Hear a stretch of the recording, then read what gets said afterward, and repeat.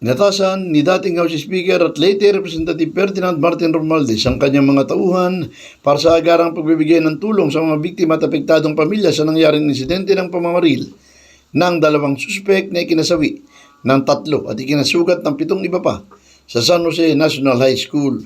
Kaya nga't agarang nakipag-ugnayan sa ospital na tumanggap ng sugatan at inimpormahan ng mga manggagamot ng tanggapan ni Romualdez sa magbabayad sa mga gastusin sa ospital.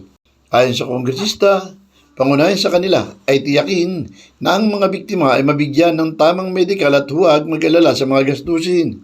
Nakipag-ugnayan na rin naman ang tanggapan ng kongresista sa punerarya upang tiyakin sa mga pamilya ng namatayan na mababayaran ang lahat ng gastusin.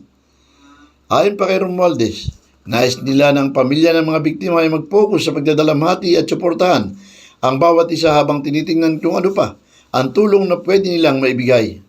Kinikilala rin nila ang emotional at psychological impact ng trahedya sa mga estudyante, guro at malawak na komunidad ng paaralan.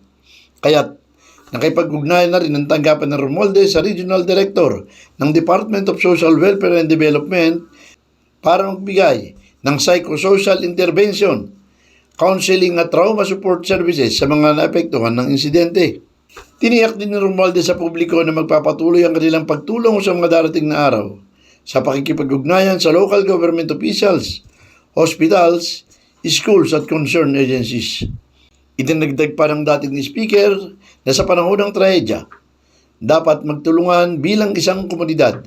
Patuloy silang titindig sa tabi ng mga biktima at kanilang pamilya at sa bawat isa na apektado sa pagsisimula sa mahirap na proseso ng paghilom at pagbawi.